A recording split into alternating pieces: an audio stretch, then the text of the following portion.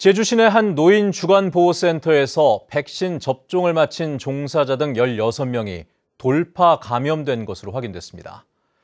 집단 감염 확산 속에 학생 확진자도 연이어 나오면서 오늘 오후 5시 기준 신규 확진자는 37명을 기록했는데요.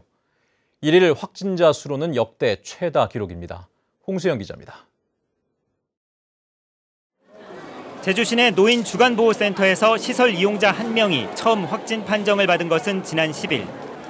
이후 이용자와 종사자 56명에 대한 전수검사 결과 20명이 코로나19 추가 확진 판정을 받아 관련 확진자가 21명으로 늘었습니다.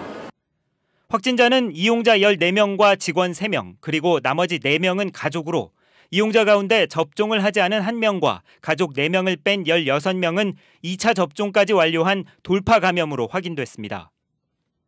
방역당국은 최초 확진자가 델타 변이에 감염된 것으로 확인돼 나머지 확진자도 델타 변이 감염으로 추정하고 해당 시설을 폐쇄하는 한편 음성 통보자에 대해서도 자가격리했습니다.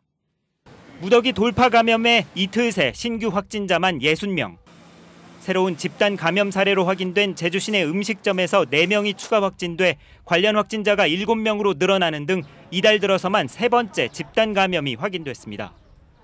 지난 6월 이후 제주에서 발생한 집단 감염 사례만 10여 개로 관련 확진자는 400명을 넘었습니다. 이런 가운데 여름방학을 끝내고 개학한 학교에서도 고교생 2명이 확진 판정을 받아 비상이 걸렸습니다.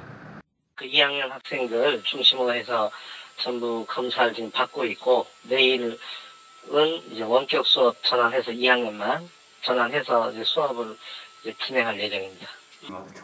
하지만 제주도교육청은 2학기 전면 등교는 예정대로 실시하기로 했습니다.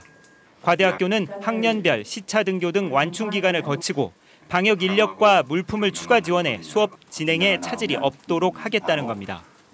안전을 확인한 후 학교와 협의를 거쳐 전체 등교를 시행할 수 있도록 하겠습니다. 광복절 대체 연휴와 이후 추석을 앞두고 벌초를 위한 모임까지 가족, 친지 등과의 접촉이 많아질 수밖에 없어 제주도의 긴장도 커지고 있습니다. 또 벌초할 때 야외에서 몇 명 정도까지는 제한할 것인지 또 음식을 같이 나누는 경우 있지 않겠습니까? 근데 그런 부분은 어떻게 할지를 지금 검토 중에 있습니다. 노인 복지시설 돌파 감염에 집단 감염도 잦아들지 않으면서 코로나19 감염 확산에 대한 우려가 어느 때보다 높아지고 있습니다. MBC 뉴스 홍수현입니다.